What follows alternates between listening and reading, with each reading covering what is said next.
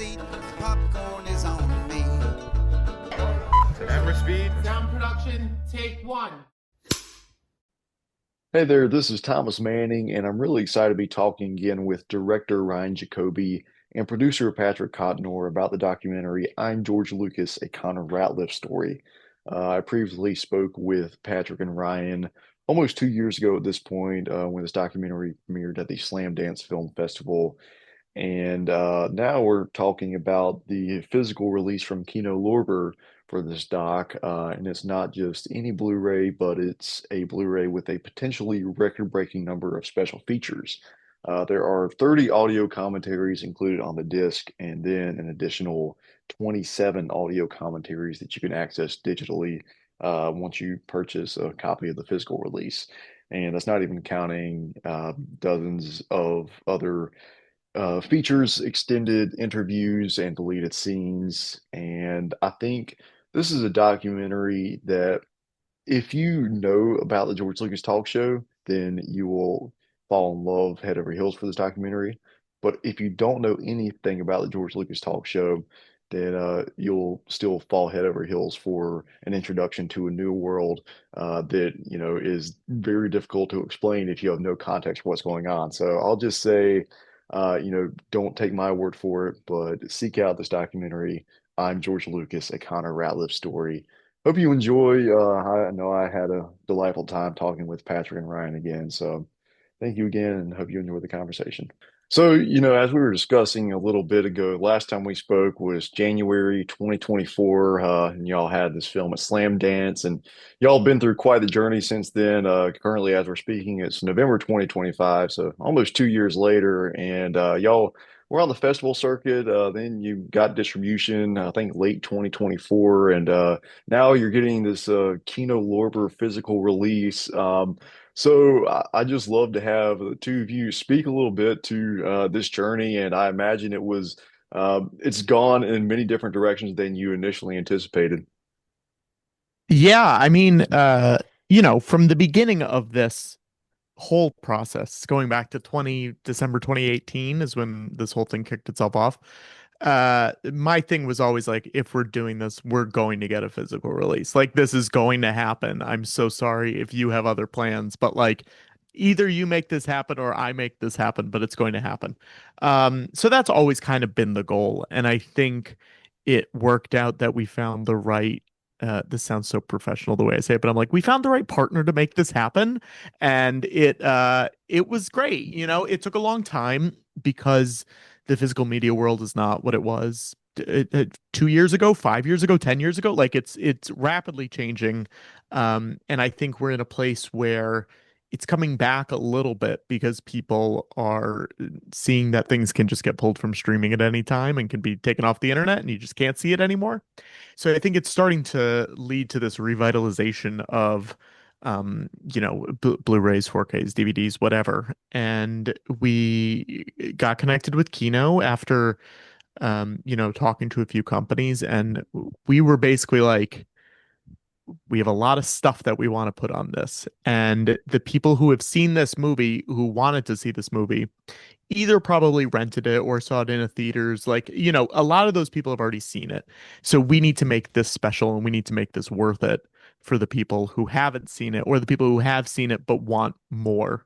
And I think we put enough stuff on this to make it exciting for those people. But it's been a long process, just like trying to find the right people to agree to all of our insane demands, 2 discs, as much stuff as you can possibly fit on there, digital bonus features. Like, it's the biggest stumbling block was the 2 discs, I feel like, because a lot of people were like, monetarily, it doesn't make sense for us to do this. It gets expensive and, all that kind of thing. But Kino was like, yeah, sure, sounds good. And there was really almost no pushback on it, which ruled. There was almost no pushback on anything we pitched them this whole time.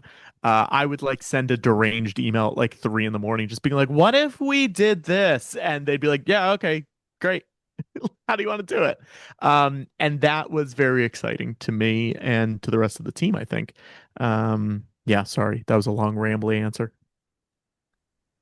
We're all about Yeah. long, rambly answers here. So, yeah. But Ryan, yeah, go for it. I was thinking Yeah, the thing about us this whole way through is that we commit to the bit.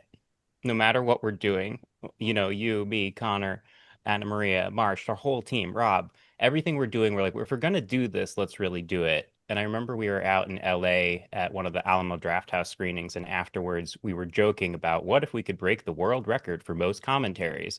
And it went from joke to no, we're gonna do this within about 30 seconds. And Patrick, I just saw your brain going like, no, who are we gonna get? I know Hmm 30 people off the top of my head, and we have the fans, and so then there it was. And that's just it's been such a fun process this whole way through of staying playful and yeah, just whatever is the most us, whatever is the most version of the thing, we have to do it. And so yeah, I enjoyed basically curating a bunch of the bonus materials, like the deleted scenes and the extended interviews. And I did that, and I want to say 2023, which Anna Maria, our producer, told me like, Ryan, you better do this as soon as we're done with the film because you're still in the thick of it. So you're going to know exactly what people are going to want to see. And so by the time it came around to make the actual thing, I was just like, Patrick, here's everything. Here's a giant folder, and now it's up to you to curate this massive amount of stuff. So it hmm was very fun for me, having been so in the weeds on this project every step of the way, to just be like CC'd on all these emails at 3 a.m. that Patrick is talking about. Just be like, wow, these guys are doing it. Great. I don't have to do anything from this point on. This is like Patrick's baby. So yeah, this whole Blu-ray thing for me was very fun to witness too. Yeah, and all you have to do is look behind me and see my stack of DVDs and Blu-rays to know how important physical media is to me. And I think Yeah. it's extremely important to each of us in different ways. But for the two of you, are there ways that you can pinpoint how physical media has formed your relationship with art and further developed your appreciation for it? Yeah, I mean, I think really early on, we had a lot of VHSs growing up, but once the DVDs started coming onto the market and coming into my household, it really changed things just because, it had so much like making of things for movies or for TV shows. And that was sort of what really made me want to get into the industry in whatever small pocket of the industry I'm in right now. And it just became more available to you. You could get the Larry Sanders The Complete Series at a time when Max streaming did not exist. And all these shows were not available to you. And I think we're at a time now where like there's a lot of stuff on streaming. You can obviously find, I'm just literally looking at my shelf right now. You can find Party Down streaming, but in 2 months, their contract might run out with Hulu and it'll be gone for another year. And you're like, well, I can't watch Party Down. Well, guess what, guys? I can watch Party Down because it's on my shelf. And being able to have these things at my fingertips when I was 8, 9, 10, 11, 12, years old was huge. I remember watching the making of stuff for Shrek and for Indiana Jones and for the Harry Potter movies and all of these things where like it opens up this whole world to you because like yeah, you see prop maker in a credits, but like you vaguely know what they do, but getting to like see all these people talk to you in behind the scenes footage and like go through step by step how do I do this thing that I do was so huge for me. And I know that it was something where like I would be more likely to buy something if it had making of documentaries or commentaries or whatever on there because I was so obsessed with the movies and how movies are made and how things get put together that it became sort of something that I knew I needed to own. I'm not a huge Lord of the Rings guy, just in general. Like movies, books, it's just not really my thing. But those making ofs are indelible into my life. Like I like them so much more than I like the movies. And it's something that like I've watched those so many times. I've watched all of it like 3 to 4 times probably in the last decade, which is a lot. And it's a comfort food for me. And I think I wanted to make this Blu-ray sort of a comfort food for people who like this show because there's over 100 hours of bonus features on there. There's 57 audio commentaries. Like a lot of people on our subreddit have been like, a few people on our subreddit have been like, you could watch this movie every single week for over a year and never have the same experience because you're watching a different commentary with it. And I think that rules so hard, you know? Um, And there's like hours of footage there, extended interviews and full shows from 2019 that like have never been put online and no one's ever really seen unless they were in the room.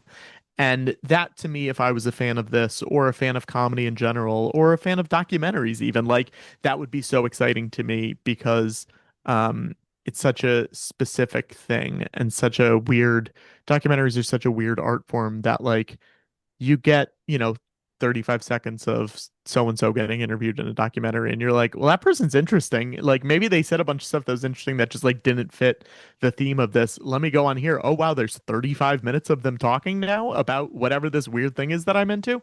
That rules. And I think that was what really like got me going because I was like, let's just see how much stuff we can cram on here. And we had two 50 gig discs, what is it, dual layered 50 gig discs, I think was what it was, which is like the most Blu-ray can be. And we really like literally they were like, we do not have more space. This is the most we've ever put on a movie before.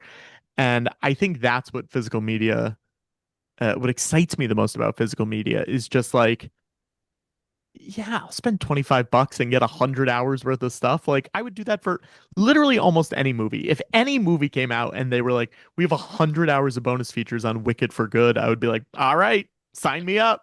Haven't even seen the movie, but I'll buy it because what does that even mean? Um, so yeah, I mean, you can't see my wall right now, but it is very similar to yours in that it just Right. takes up the whole thing. Um, yeah. Yeah. Yeah. Yeah, bonus features on physical media was my film school before I went to film school. And I think Patrick and I have talked a lot about how we have a mutual love for the documentary that came out with the Phantom Menace. What was it called? The The Beginning? beginning. Yeah, the beginning Yeah, rules. it's so good. And it's like they'll never make a doc like that again. I Mhm. think they had sort of a fly on the wall access to things. And what's funny is as a kid, I thought it looked so fun, but I feel like if you watch it again now, it's like George is just exhausted and Yeah. upset for so much of the doc that I Yeah. don't know why I thought filmmaking was supposed to be so fun, but I did. I just kind of like bypassed all of the grueling, tedious parts of it that they very much went over in that doc. But yeah, in general, I love physical media. I actually love both the Lord of the Rings movies and the Lord of the Rings special features. And that was, very comforting to watch. I remember whenever I was like having like a sick day or something, I'd be like, let me just throw on the Lord of the Rings, special features. And I would obsessively watch, especially anything that came on a Star Wars, the Blu-ray set. There was what was it, like the Empire of Dreams Hmm. Yeah, it's feature. like a 3 hour documentary or so. Yeah, Yeah. Yeah. yeah, good stuff. Yeah. I love it. Give me all that. Give me all Yeah. of it. So, There's also to hop in. There's so many making of Star Wars documentaries that have been put out on various forms of home media, but don't get ported over into everything. And I think Lucasfilm, if you're listening, Disney, if you're listening, you would make so much money when they release the inevitable full 4K Skywalker saga and they're like, we have every documentary that's been released. Like, if they could figure that out, people would quadruple dip or however many times they bought these movies. Like it just feels easy to get from Star Wars to Jedi or the creature one from Return of the Jedi. Like there's so many of these really rad documentaries with behind the scenes stuff that like hasn't really been seen officially since 1982 or whatever. yeah. And I didn't want to have that on ours. I was like, we're putting literally everything that exists in here. Yeah, so of the, 30 or so commentaries you have on here and other more and more Thomas, hours there's of 50 extended, Thomas, there's 57 commentaries. is it 57? There's Okay, because I there's was reading. 30 there's 30 on the disc. There's Okay, 27 digitally that you get okay. digital when you get that. And I want to make that very clear because Kino, I'm coming for you, Kino. They've been promoting this as 30 commentaries, and that is not true. There are 57 commentaries on this. Well, I'm glad you mentioned that because I did notice a bit of a discrepancy in what Kino had said and then what I'd seen y'all promote. So, Hmm. okay, of the nearly 60 commentaries, There you go. are there any of those that I'm sure it would be like picking a favorite child, but anything Yeah. that really stands out in there that you think just epitomizes your mission of those commentaries, or it can be a handful, but I'm just curious, there anyone that you would recommend like every listener seeks that one out? Yeah, I mean, this release is kind of a treat for me too, because I haven't even listened to all of them. So, and you know what? It's out now, so there's nothing we could do about it. But the one that I love the most that I listened to a bunch of was Brian J. Jones, who wrote George Lucas A Life, which is the like as close to being an official biography as you can get about it. And he takes it from like a really scholarly perspective, as if it's like an official biographer doing a commentary on a biopic or whatever it is. I just remember I scrolled to one point and it was him talking, and he was like, Connor's here with his dad right now, and Connor's relationship with his dad is so much unlike George's relationship with his dad. George and his dad didn't get along. Connor and it was just like it was like he had done research about this while he was talking, and that makes me laugh so hard.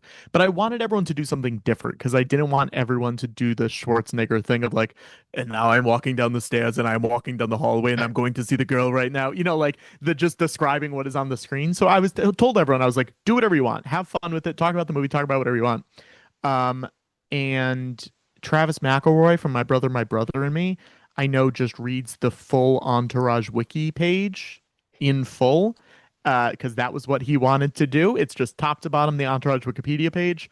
I think that's very funny. So if you want to learn about Entourage, you can listen to that one.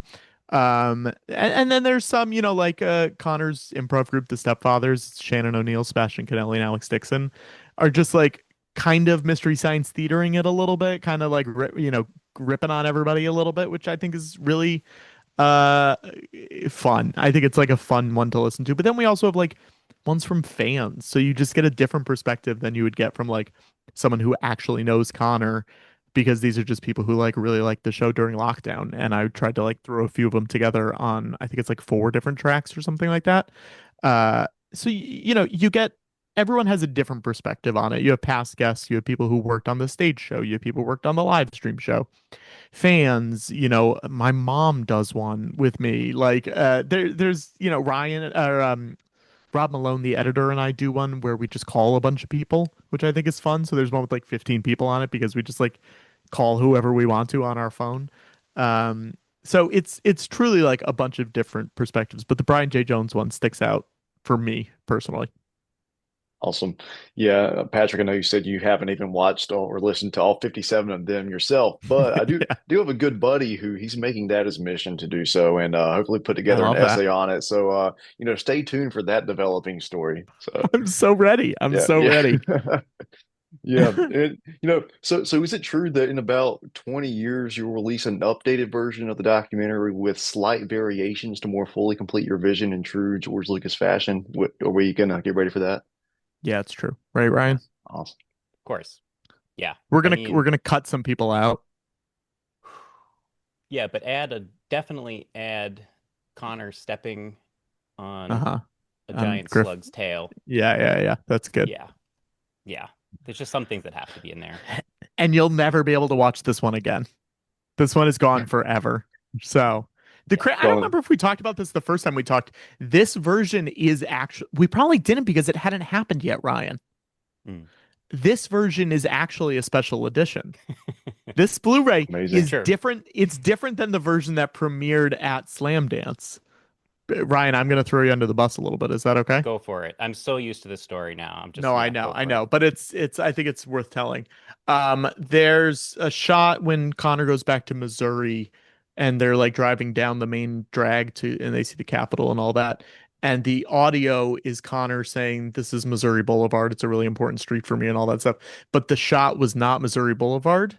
So Connor made them change it after the premiere because he said he didn't want to look stupid if people from Missouri saw that and knew that it was not.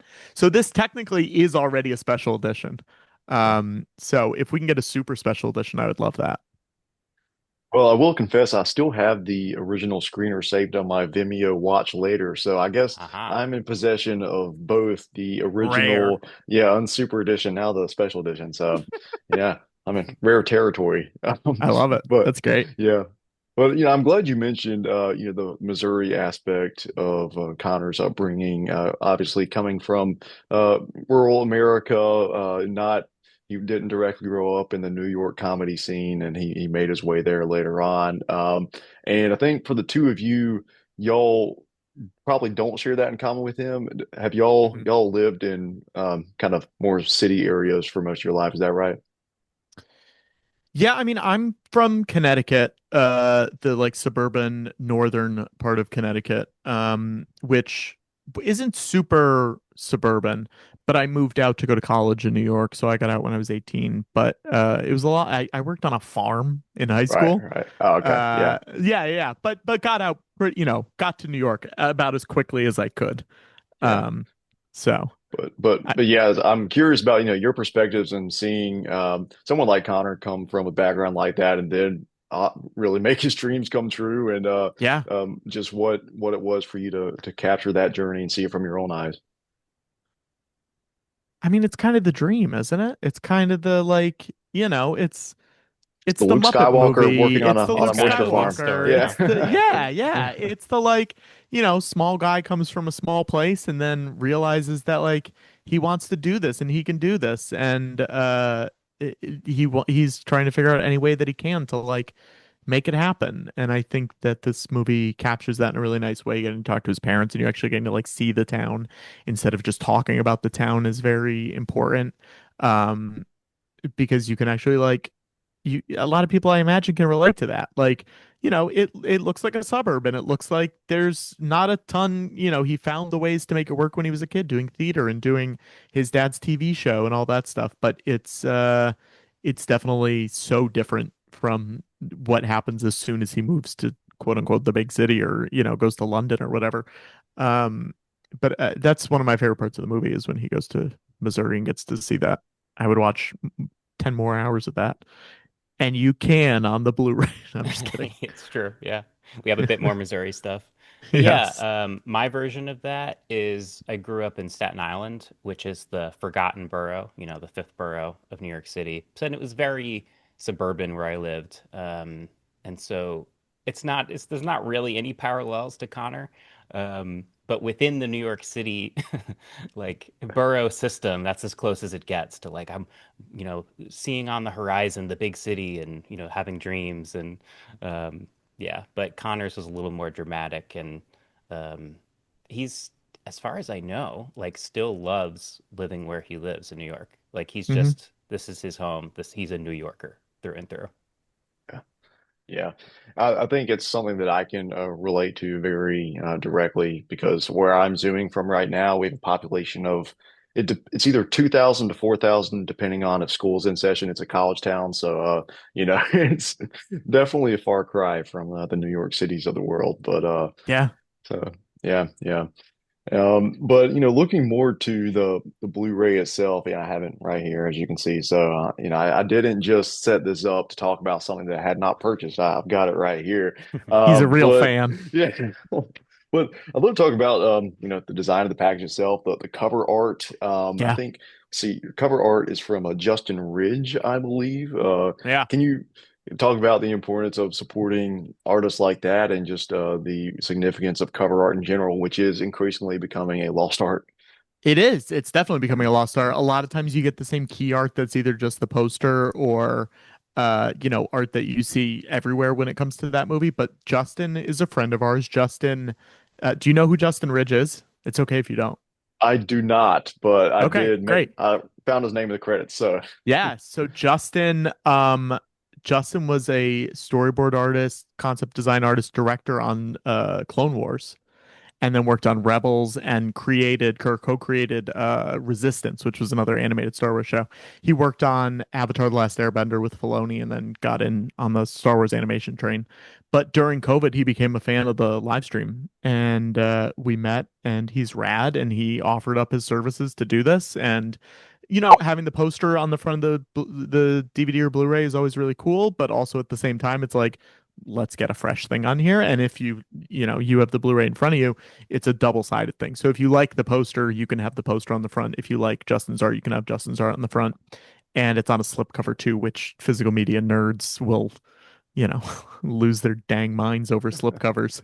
Um, but yeah, Justin, this I can't remember if he sent over a few different versions or this was the main one. I sort of think this was the main one that he was going for. Um, and it looks great. It's like a really cool cartoony vibe. It's very much his vibe of drawing. And on the back, he's got some more details with like stuff on Connor's desk. Like it's beautiful. It's beautiful. And I was so happy. The lighting is so cool. It really Yeah. reflects, it looks a lot like the last shot of the movie when he comes through the curtain at the end. Um, and I'm just like so psyched that he did it. You know, it's cool when you get to like have real artists do things, you know, for your projects. And he was so excited to do it. And that made me really happy because, you know, I want people to work on things that they're happy about and things that they actually like. And this was something that he was really passionate about and like put a lot of time into making sure that it was perfect and was something that everyone involved in the movie also liked. And yeah, He's how great rare though. is it that our whole team, when we saw it, we're like, yep, perfect, no Yeah. notes, excellent Yeah. print. You know, like he Yeah. I think captured something. our Yeah. one note was like, can you change the size of the text or something like that? That was like the only thing that we wanted was just like, you know, adjusting some things a little bit, but it was no like, get rid of his head and change his head, you know?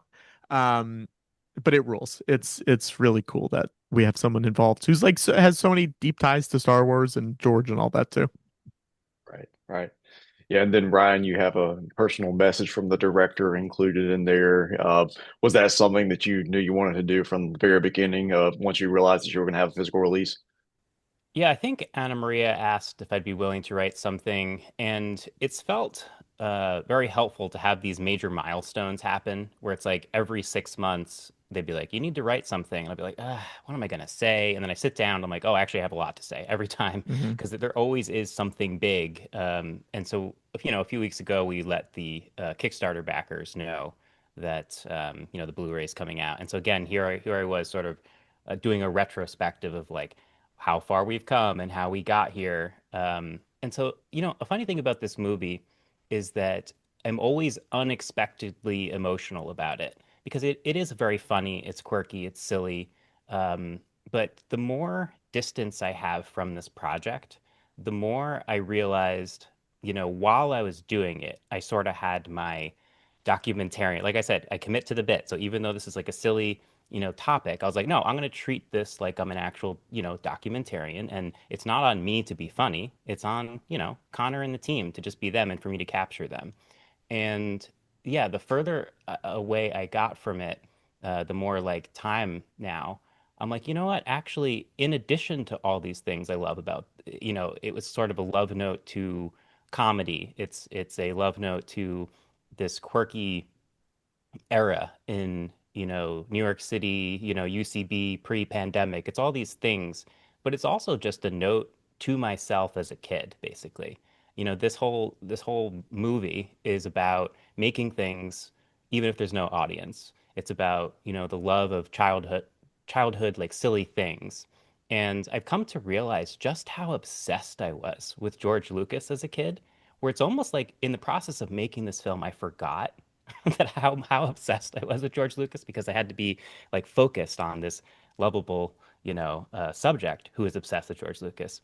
And so now I just realize how meta this whole thing is, you know, in retrospect. Like, okay, so I was a huge Star Wars fan, and I was studying, you know, the man, the myth, the legend that made Star Wars.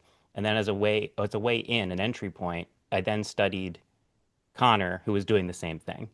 And so here I am all these years later, and yeah, have a pleasant detachment from the whole thing. But it reminds me of, you know, how Sean Diston became a huge Star Wars nerd after being Hmm. on the George Lucas talk show. Sean played Jar Jar Binks for those Yeah, Sean played Jar Right. Jar Binks. on Now he's, the show, not in the Star yeah, Wars movies. yeah. Yeah. So I've gone through a similar thing where it's like suddenly I'm like really interested in George Lucas again. The documentary's over, but here I am like watching stuff on YouTube and like I'm wondering, you know, where they're going to take Star Wars. I'm wondering. I love Patrick Willem's series about what are we looking for in Star Wars. I revisited that recently, so it's just been a very fun time. Yeah, I don't know if all of that made it into the director's note, but that was the process anyway. Yeah. Yeah. Yeah, I think I should share with you my first introduction to the George Lucas talk show and to Connor Ratliff as George Lucas was the Blank Check podcast, but Sure. I didn't go into it expecting that it was Connor Ratliff playing a character. I actually went into it thinking that they had George Lucas on their Of show, course. Of because it course. was in early days of learning about Blank Check, and I heard some of the best episodes for newcomers. They just kept saying you got to listen to a conversation with George Lucas. So I Mhm. went into it and I was like, oh man, I can't believe that George Lucas actually did an hour-long sit-down interview. And then within 5 minutes, I'm like, this. I'm pretty sure this is not actually George, and Yeah. Yeah. and so Yeah. that sent me down the whole rabbit hole of Yeah. who Connor is. So, but That's yeah, funny. that was a monumental experience in my blank check journey and my George Lucas talk show journey. So, That's oh great. man, yeah, yeah, and before we wrap up here, I think Zoom is going to kick us out shortly. But something that a theme that is prevalent throughout the entire documentary and also the career of George Lucas is the matter of failure. And I'm curious for each of you personally, how did making this documentary, challenge what you thought about the concept of failure, whether that be, personally, professionally, or creatively, or a combination?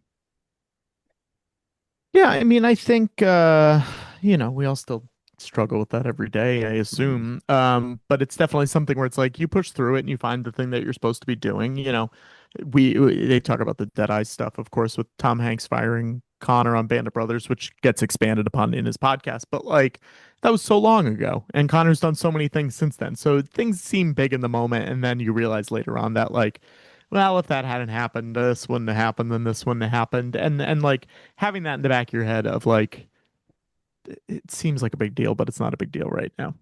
I think is very important, and trying to work on that as much as I can. Talk to my therapist. Yeah.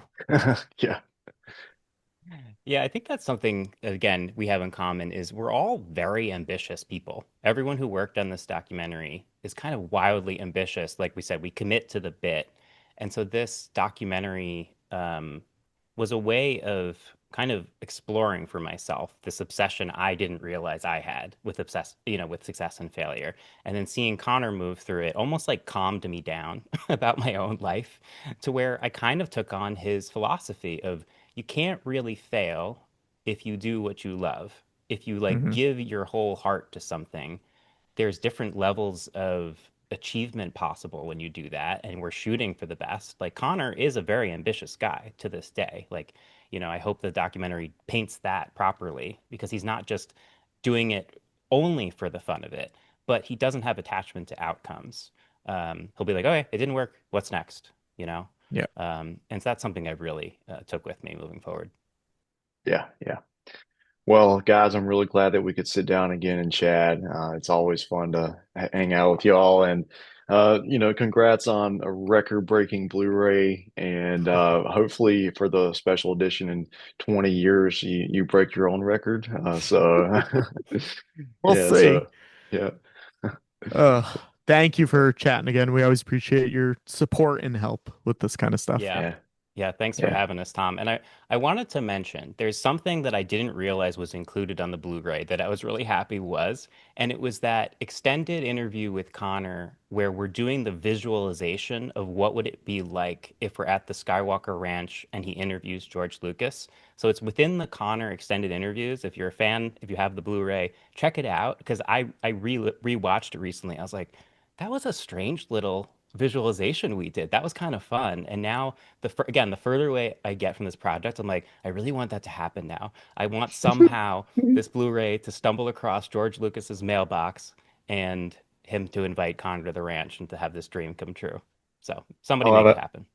I love it. We'll speak it into existence. It's going to happen. Yep. Many films to view until we meet again. Next time we see you, we'll gladly fill you in. We'll tell about the happy and the sad ones. We'll talk about the good ones and the bad ones. Many films to view till we meet again.